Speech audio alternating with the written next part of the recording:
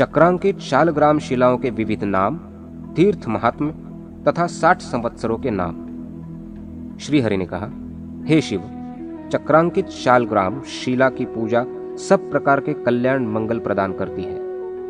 प्रथम शालग्राम शिला का नाम सुदर्शन है। इसमें एक चक्र का चिन्ह अंकित होता है। दूसरी शिला का नाम लक्ष्मी नारायण है। इसमें 2 चक्र के चिन्ह होते हैं। 3 चक्रों वाली शिला को अत्युच्च तथा 4 चक्रों वाली शिला को चतुर्भुज कहा जाता है। इस प्रकार चक्र समन्वित अन्य शालिग्राम शिलाओं को क्रमशः वासुदेव, प्रद्युम्न, संकर्षण तथा पुरुषोत्तम के नाम से अभिहित किया गया है। 9 चक्रों वाली शिला को नवव्यूह और 10 चक्रों वाली शिला को दशात्मक कहते हैं। 11 चक्रों से युक्त शिला को अनिरुद्ध एवं 12 चक्रों से समन्वित शिला का नाम द्वादशात्मक है। उसके ऊपर चक्रों की चाहे जितनी संख्या हो, उनसे लक्षित शिला मूर्ति का नाम भगवान अनंत कहा गया है। जो शिला मूर्ति सबसे सुंदर हो, उसका पूजन करना चाहिए। ऐसी सुदर्शन मूर्तियां पूजित होने पर सभी कामनाओं को पूर्ण करती हैं। जहां शालग्राम और द्वारका शिला रहती हैं और इन दोनों शिलाओं का जहां संगम है, वहां मुक्ति रहती है, इसमें संदेह नहीं।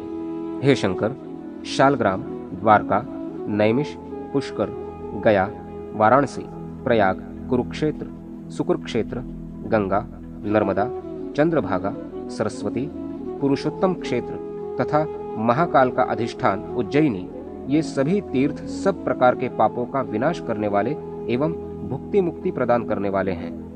प्रभव, विभव, शुक्ल, प्रमोद, प्रजापति, अंगिरा, श्रीमुख, भाव, युवा, धाता, ईश्वर, बहुधान्य, प्रमाथि, विक्रम, विशु, चित्रभानु, स्वभानु, तारण, पार्थिव, व्यय, सर्वजित, सर्वधारी, विरोधी, विकृति, खर, नंदन, विजय, जय, मन्मथ, दुर्मुख, हेमलंब, विलंब, विकार, शर्वरी, प्लव, शुभकृत, शोभन, क्रोधी, विश्वावसु, पराभव, प्लवंग, किलक, सौम्य, धारण, विरोधकृत, परिधावी, प्रमादी, आनंद, राक्षस, नल, पिंगल, काल, सिद्धार्थ, रौद्री, दूर्मति, दुंदुभि, रुधिरोद्रारी, रक्ताक्ष, क्रोधन एवं अक्षय, ये 60 संवत्सर अपने नाम के अनुसार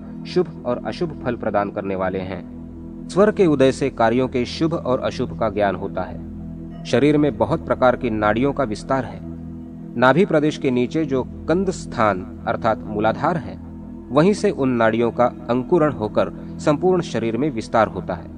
72,000 नाड़ियां नाभि के मध्य में चक्राकार अवस्थित रहती हैं। उन नाड़ियों में वामा, दक्षिणा और मध्यमा नामक 3 श्रेष्ठ नाड़ियां हैं। इनमें वामा सोमात्मिका, दक्षिणा सूर्य के समान तथा मध्यमा नाड़ी अग्नि के समान फलदायिनी एवं काल रूपिणी है। वामा नाड़ी अमृत रूपा है, वो जगत को आप्यायिता करती रहती है। दक्षिणा नाड़ी अपने रौद्र गुण से सदैव जगत का शोषण करती रहती है। जब शरीर में इन दोनों का एक साथ प्रवाह होता है, उस समय समस्त कार्यों का विनाश करने वाली मृत्यु आ पहुंचती है। यात्रादि के लिए प्रस्थान काल में वामा तथा प्रवेश के अवसर पर दक्षिणा नाड़ी प्रवाह को शुभ माना गया है। ईड़ा अर्थात वामा के श्वास प्रवाह काल में ऐसा सौम्य शुभकारी कार्य करना चाहिए जो चंद्र के समान जगत के लिए भी शुभकारी हो, तथा पिंगला अर्थात दक्षिणा नाड़ी में प्राणवायु के प्रवाहित होने के समय सूर्य के समान तेजस्वी क्रूर कार्य करना चाहिए। यात्रा में सभी कार्यों में तथा विष को दूर करने में ईड़ा नाड़ी का चलना अच्छा होता है। भोजन, मैथुन, युद्धारंभ में पिंगला नाड़ी सिद्धिदायक होती है। उच्चाटनादि अभिचार कर्मों में भी पिंगला नाड़ी का चलना उत्तम होता है। मैथुन, संग्राम और भोजन करते समय राजाओं को पिंगला नाड़ी के श्वास प्रवाह पर ध्यान रखना चाहिए। शुभ कार्यों के संपादन में, यात्रा में, विषापनोदन में तथा शांति एवं मुक्ति की सिद्धि में राजाओं को ईड़ा नाड़ी की गति पर विचार करना चाहिए। पिंगला एवं ईड़ा नामक दोनों नाड़ियां चल रही हो तो क्रूर तथा सौम्य दोनों प्रकार का कार्य न करें। विद्वान को यह समय विष के समान मानना चाहिए। सौम्यादि शुभ कार्यों में, लाभादि के कर्मों में, विजय के लिए, जीवन के लिए तथा गमनागमन के लिए वामा नाड़ी सर्वत्र प्रशस्त मानी जाती है। घात प्रतिघात, युद्धादि के क्रूर कार्य, भोजन और स्त्री सहवास में दक्षिणा नाड़ी प्रशस्त होती है। प्रवेश तथा क्षुद्र कार्यों में भी दक्षिणा नाड़ी श्रेष्ठ होती है। शुभ अशुभ, लाभ हानि, जय पराजय तथा जीवन और मृत्यु के विषय में प्रश्न करने पर यदि प्रश्नकर्ता की उस समय मध्यमा नाड़ी चल रही हो तो ही सिद्धि प्राप्त नहीं होती, और यदि वामा तथा दक्षिणा नाड़ी के चलते समय प्रश्न हो तो निश्चित ही सिद्धि प्राप्त होती है, इसमें संदेह नहीं। इसी प्रकार प्रश्नकर्ता के स्वर में उदय तथा प्रश्नकर्ता की अवस्थिति आदि पर विचार करने से भी कार्य की सिद्धि असिद्धि का निर्णय तथा शुभ अशुभ काल का ज्ञान किया जाता है। इसके लिए स्वरोदय विज्ञान की जानकारी अपेक्षित होती है।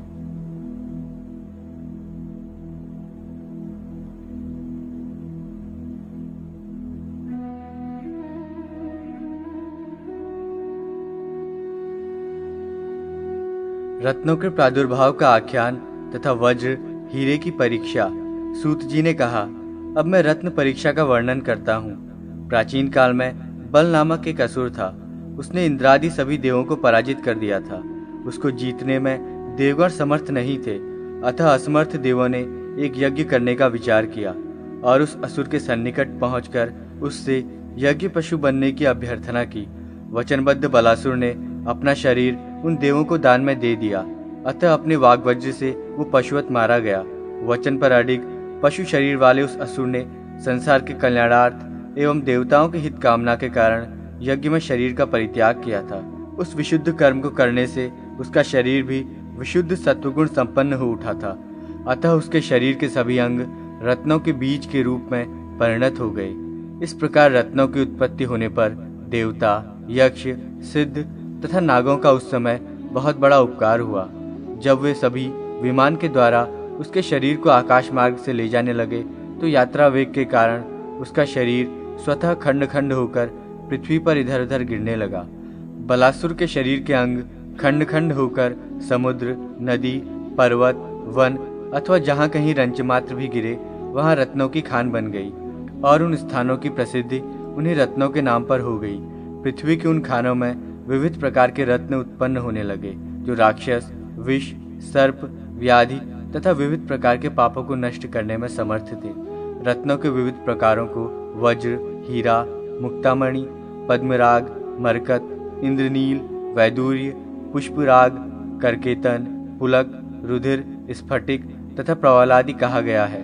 पारदर्शी विद्वजनों ने उनका ये नामकरण तथा संग्रह यथायोग्य गुणों को दृष्टि में रखकर किया है।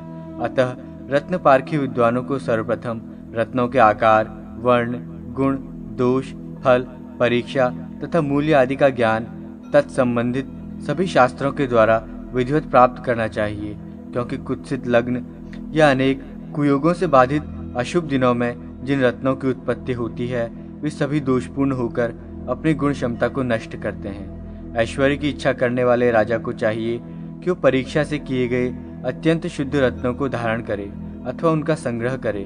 जो रत्न शास्त्रों के ज्ञाता, कुशल, रत्न संग्रही तथा परीक्षण कार्य में दक्ष होते हैं उन्हीं को रत्नों के मूल्य और मात्रा को जानने वाला कहा गया है। वज्र हीरे को महाप्रभावशाली कहा गया है, इसलिए सर्वप्रथम उसी की परीक्षा को बताएंगे। वज्रायुध इंद्र पर विजय की अभिलाषा रखने वाले उस बल नामक असुर के अस्थि भाग पृथ्वी के जिन जिन स्थानों में गिरे वे हीरे बनकर उन स्थानों में नाना प्रकार की आकृति वाले हो गए।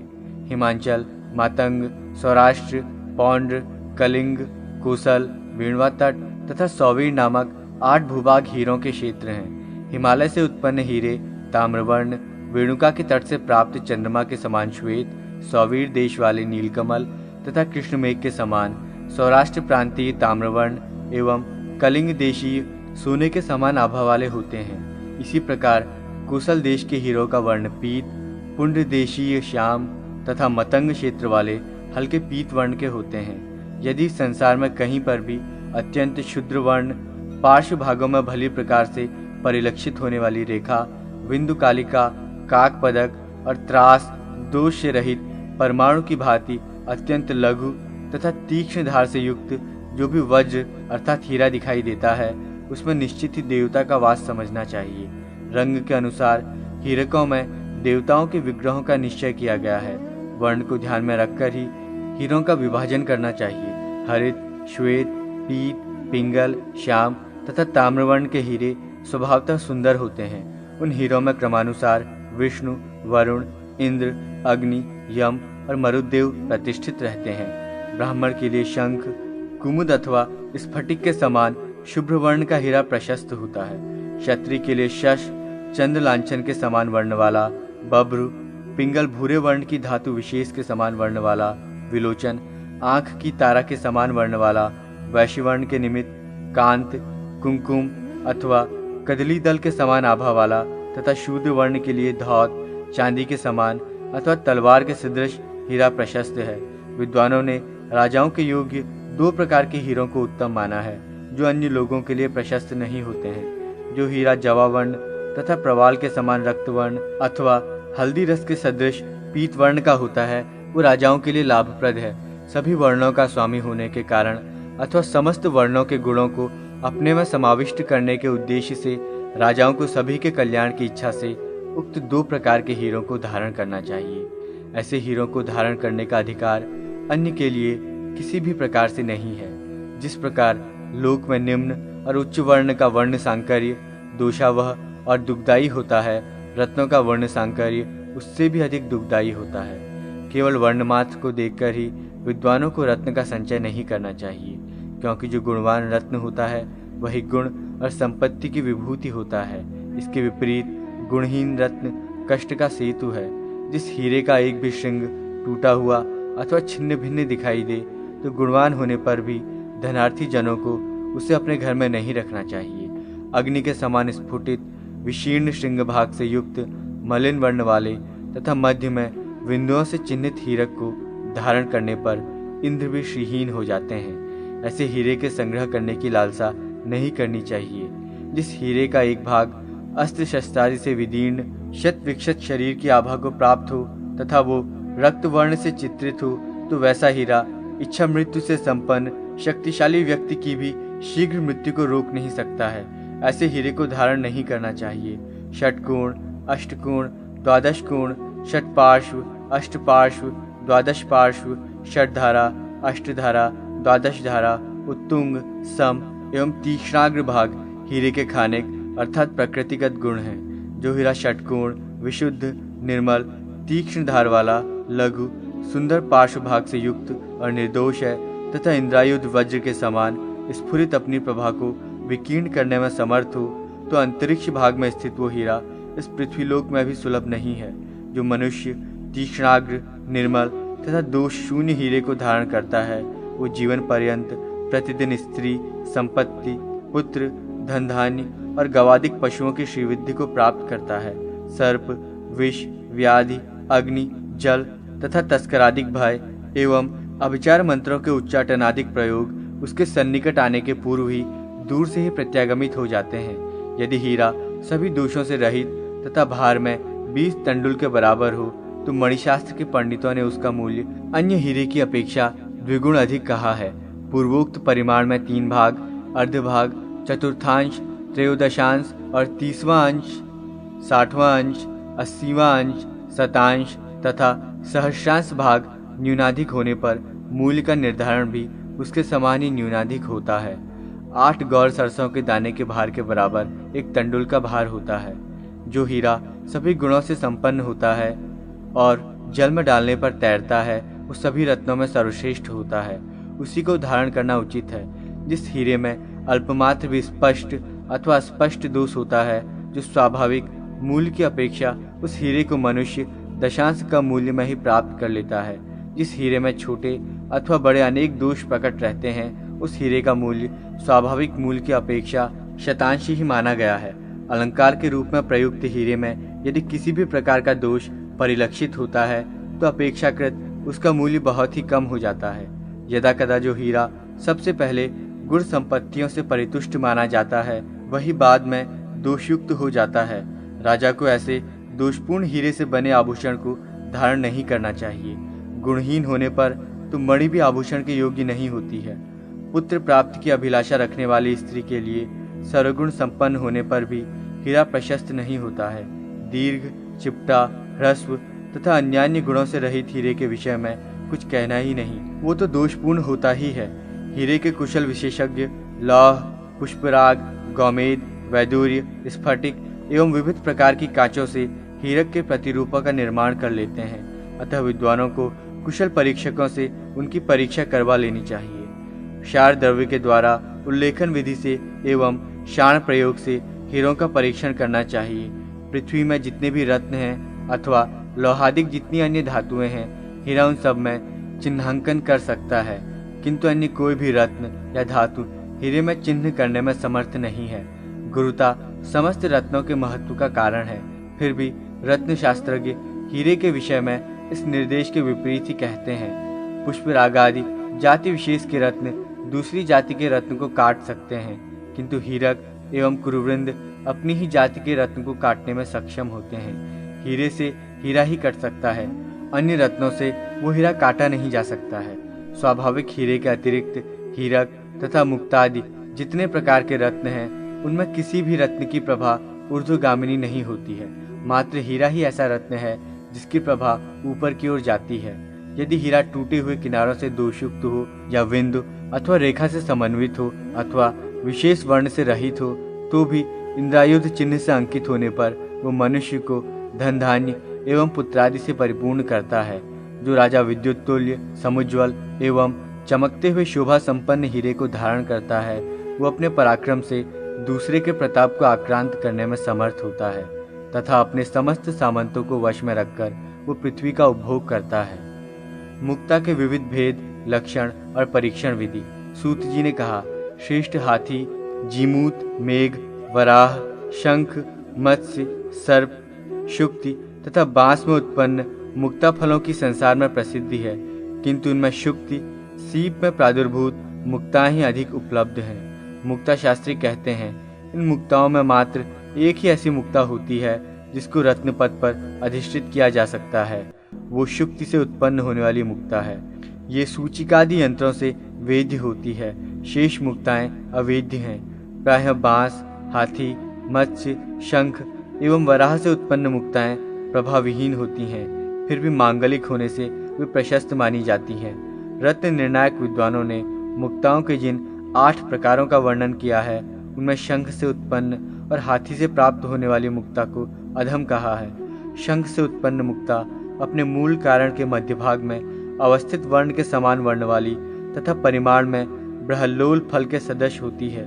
जो मुक्ता हाथी के कुंभ स्थल से निकलती है, वो पीत वर्ण वाली एवं प्रभाविहीन होती है। जो शंखोद्भव मुक्ताएं हैं, वे शांग धनुष के तुल्य वर्ण को प्राप्त पीत शंखों के श्रेष्ठ गोत्र में ही उत्पन्न होती हैं। जो गजमुक्ताएं हैं, उनका भी जन्म विशुद्ध वंश वाले मदमत्त गजराजों में होता है।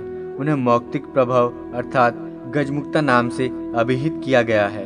इनसे प्राप्त मुक्ता पूर्णतया पीत वर्ण से युक्त एवं प्रभाविहीन होती है। मत्स्य से उत्पन्न मुक्ता पाठीन मत्स्य की पीठ के समान वर्ण वाली अत्यंत सुंदर, वृत्ताकार, लघु एवं अत्यधिक सूक्ष्म होती है। ये जलचर प्राणियों के मुखों में होती है। उनमें भी जो मत्स्य अथवा समुद्र की जलराशि में विचरण करते हैं, वे इसके जनक होते हैं। वराह के दांतों से उत्पन्न मुक्ता उसके ही दंतांकुरों के सदृश वर्ण वाली होती है, किंतु ऐसी मुक्ता प्रदान करने वाले विशिष्ट वराहराज कहीं किसी विशेष भूप्रदेश में ही पाए जाते हैं। बांस के पर्वों से उत्पन्न मुक्ताएं वर्षोपल ओले के समान समुज्वल वर्ण की सुंदर शोभा से सुशोभित रहती हैं। ऐसी मुक्ताओं के जनक बांसों के वंश दिव्यजनों के लिए उपभोग्य विशेष स्थान में अंकुरित होते हैं। वे सार्वजनिक स्थानों में नहीं पाए जाते। सर्प मुक्ता मत्स्य मुक्ता के सदृश विशुद्ध तथा वृत्ताकार होती है। स्थान विशेष के कारण उसकी अत्यंत उज्ज्वल शोभा होती है। इसकी कांति शाण पर चढ़ाई गई तलवार की धार के समान अत्यंत स्वच्छ होती है। सर्पों के सिर से प्राप्त होने वाली इस मुक्ता को अर्जित करने वाले मनुष्य अतिशय प्रभा संपन्न, राज्य लक्ष्मी से युक्त तथा दुस्साध्य महान ऐश्वर्य संपन्न, तेजस्वी एवं पुण्यवान होते हैं। रत्नों के गुण एवं अवगुणों को जानने की इच्छा से यदि रत्न विधियों में पूर्ण अधिकार रखने वाले विद्वानों के द्वारा शुभ मुहूर्त में प्रयत्न पूर्वक समस्त रक्षा विधि से संपन्न भवन के ऊपर उस मुक्ता को स्थापित करा दिया जाए, तो उस समय आकाश में देव दुंदुभियों की ध्वनि परिव्याप्त हो उठती है। इंद्रधनुष की टंकार, विद्युल्लताओं के संघर्षण एवं सघन पयोधरों की पारस्परिक टकराहट से अंतरिक्ष आच्छादित हो उठता है। जिसके कोषागार में ये सर्प मुक्ता रहती है, उसकी मृत्यु सर्प, राक्षस, व्याधि या अन्य आभिचारिक दोष के कारण नहीं होती। मेघ से उत्पन्न होने वाली मुक्ता पृथ्वी तक आ ही नहीं पाती। देवगण आकाश में ही उसका हरण कर लेते हैं। उस मेघ मुक्ता के तेज की दिव्य कांति से अनावृत समस्त दिशाएं आलोकित हो उठती हैं। सूर्य के समान दैदीप्यमान उसका परिमंडल देखने में कष्ट साध्य होता है। अग्नि, चंद्र, नक्षत्र तथा ताराओं के तेज को तिरस्कृत करके जैसे सूर्य के कारण दिन प्रतिभासित होता है, उसी प्रकार गहन अंधकार से भरी हुई रात्रियों में भी उस मेघ मुक्ता का तेज दिन के प्रभा के समान ही प्रभा को विकीर्ण करता है। विचित्र रत्न कांति को प्राप्त सुंदर आभूषण को प्रशस्त बनाने के लिए जलराशि वाले चारों समुद्रों से इस मुक्ता का जन्म हुआ है। मेरा पूर्ण विश्वास है कि इसका कोई मूल्य निर्धारित नहीं किया जा सकता। ये जिसके पास रहती है वो राजा होता है। उसके राज्य की संपूर्ण भूमि सोने से परिपूर्ण होती है। कदाचित शुभ तथा महान कर्म विपाक से यदि कोई दरिद्र भी इस मेघ मुक्ता को प्राप्त कर लेता है तो उस व्यक्ति के पास जब तक ये रहती है तब तक वो शत्रुओं से रहित संपूर्ण पृथ्वी का उपभोग करता है। ये मेघमणि मात्र राजा के लिए ही शुभप्रद है ऐसा नहीं है, अपितु प्रजाओं के भाग्य से भी इसका जन्म होता है। ये अपने चारों ओर सहस्त्र योजन पर्यंत क्षेत्र में अनर्थों को आने नहीं देती। दैत्यराज बलासुर के मुख से विशीर्ण हुई दंत पंक्ति आकाश में फैली हुई नक्षत्र माला के समान प्रतीत होती थी। विचित्र वर्णों में भी अपना विशुद्ध स्थान रखने वाली वो दंतावली आकाश से उस समुद्र की जलराशि में गिरी जो पूर्णिमा के चंद्र की समस्त षोडश कलाओं को तिरस्कृत करने में समर्थ महागुण संपन्न मणिरत्न का निधान है। समुद्र के जल में उसे शुक्ति में स्थान प्राप्त हुआ, अतः वो सामुद्रिक मुक्ता का प्राचीन बीज बन गया जिससे अन्य मुक्ताओं का उद्भव हुआ। समुद्र के जिस जल प्रदेश में सुंदर रत्न मुक्तामणि के बीज गिरे उसी प्रदेश में वे बीज फैलकर शुक्तियों में स्थित होने के कारण मुक्तामणि मोती हो गए। अतएव सिंहल, परलोक, सौराष्ट्र, ताम्रपर्ण, पार्श्व, कुबेर, पांड्य, हाटक और हेमक ये मुक्ताओं के खजाने हैं। वर्धन, पारसिक, पाताल, लोकांतर तथा सिंहलादि की शुक्ति मुक्ताएं प्रमाण, स्थान, गुण और कांति की दृष्टि से अन्य क्षेत्रों में प्राप्त होने वाली मुक्ताओं की तुलना में अत्यधिक हीन वर्ण की नहीं होती हैं। अतः विद्वान व्यक्ति को उनके मूल उत्पत्ति स्थान को लेकर चिंतन नहीं करना चाहिए, बल्कि उनके रूप एवं प्रमाण पर ही विशेष ध्यान देने की आवश्यकता है। इस प्रकार की मुक्ता से संबंधित गुण अवगुण की कोई व्यवस्था उपलब्ध नहीं है। ये सर्वत्र सब प्रकार की आकृतियों में पाई जाती है। शुक्ति से उत्पन्न एक मुक्ता फल का मूल्य 1305 मुद्रा होता है। आधे तोले भार वाली मुक्ता का मूल्य उक्त मूल्य की अपेक्षा 5 की अपेक्षा 2 भाग कम होता है। जिस मुक्ता का भार 3 माशा अधिक हो उसका मूल्य 2000 मुद्रा कहा गया है। 2.5 माशा परिमाण वाली मुक्ता का मूल्य 1300 मुद्रा होता है। जो मुक्ता 2 माशा परिमाण की होती है उसका मूल्य 800 मुद्रा है। जिसका परिमाण आधा माशा है उसका मूल्य 320 मुद्रा है। जो मुक्ता भार में 6 गुंजा के बराबर है, पंडितों ने उसका मूल्य 200 मुद्रा स्वीकार किया है। जिसका परिमाण 3 गुंजा है वो 100 मुद्रा की होती है। जो मुक्ता उक्त परिमाण में 16वां भाग है, विद्वानों ने उसको दार्विका कहा है, उसका मूल्य 110 मुद्रा होता है। जिस मुक्ता का कथित परिमाण की तुलना में भार 20 की अपेक्षा 1 भाग होता है उसको विद्वानों ने भवक की संज्ञा प्रदान की है। यदि वो मुक्ता गुणहीन न हो तो उसका मूल्य 97 मुद्रा होता है। जो मुक्ता उक्त स्वाभाविक परिमाण में 30 की अपेक्षा 1 भाग की होती है उसको शिक्य कहा जाता है, उसका मूल्य 40 मुद्रा होता है। जिसका परिमाण कहे गए परिमाण की अपेक्षा 40 की अपेक्षा 1वां अंश हो तो उसका मूल्य 30 मुद्रा है। जो मुक्ता 50 की अपेक्षा 1वां अंश परिमित होती है उसे सोम कहा जाता है, उसका मूल्य 20 मुद्रा है। जो मुद्रा 60 की अपेक्षा 1 अंश के बराबर होती है उसको निकर शीर्ष कहा जाता है, वो 14 मुद्रा मूल्य की होती है। 80 की अपेक्षा 1 तथा 90 की अपेक्षा 1 अंश परिमित मुक्ता को कूप्य नाम से अभिहित किया गया है, उसका मूल्य क्रमशः 11 और 9 मुद्रा है। विशुद्धता के लिए मुक्ताओं को अन्न पात्र अर्थात अन्न रखने वाले मटके में भरे हुए जंबीर रस में डालकर पकाना चाहिए। तत्पश्चात उनकी मूल आकृतियों को घिसकर चिक्कण एवं समुज्ज्वल आकार प्रदान करके उनमें यथाशीघ्र छेद भी कर देना चाहिए। सर्वप्रथम पूर्णतः आर्द्र मिट्टी से लिप्त मत्स्य पुटपाक और फिर बिडाल पुटपाक में मुक्ताओं का पाचन करें। उसके बाद उन्हें चिकना और उज्ज्वल बनाने के लिए उसमें से निकालकर दूध अथवा जल या सुधारस में पकाया जाता है। तदनंतर स्वच्छ वस्त्र से घिस कर उन्हें उज्ज्वल और चमकदार रूप प्रदान किया जाता है। ऐसा करने से वो मौक्तिक अत्यधिक गुणवान तथा कांति से युक्त हो जाता है। महाप्रभावशाली, सिद्ध एवं संतप्त जनों के हित में लगे रहने वाले दयावान आचार्य व्याडी ने ऐसा ही कहा है।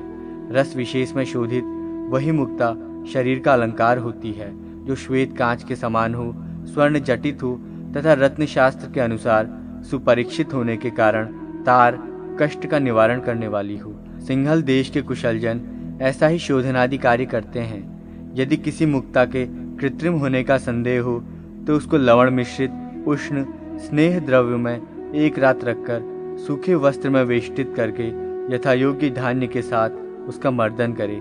ऐसा करने से यदि उसमें विवर्ण भाव नहीं आता है तो उसको स्वाभाविक मुक्ता ही मानना चाहिए। यथोक्त प्रमाण वाली गुरु, श्वेत, स्निग्ध, स्वच्छ, निर्मल एवं तेज संपन्न, सुंदर एवं वृत्ताकार मुक्ता गुण संपन्न मानी गई है। प्रमाण में बड़ी बड़ी, सुंदर, रश्मि कांति से परिपूर्ण, श्वेत, सुवृत्ताकार, समान एवं सूक्ष्म छिद्र से युक्त जो मुक्ता होती है वो क्रयण करने वाले व्यक्ति को भी आनंदित करती है। अतः ऐसी मुक्ता को प्रशस्त मानना चाहिए। इस प्रकार ये स्पष्ट है कि रत्न शास्त्रीय परीक्षा विधि के अनुसार जिस मुक्ता में सभी गुणों का उदय हो गया है, यदि वो मुक्ता किसी पुरुष का संयोग प्राप्त कर लेती है तो वो अपने स्वामी को किसी भी प्रकार के एक भी अनर्थोत्पादक दोष के संपर्क में नहीं आने देती। पद्म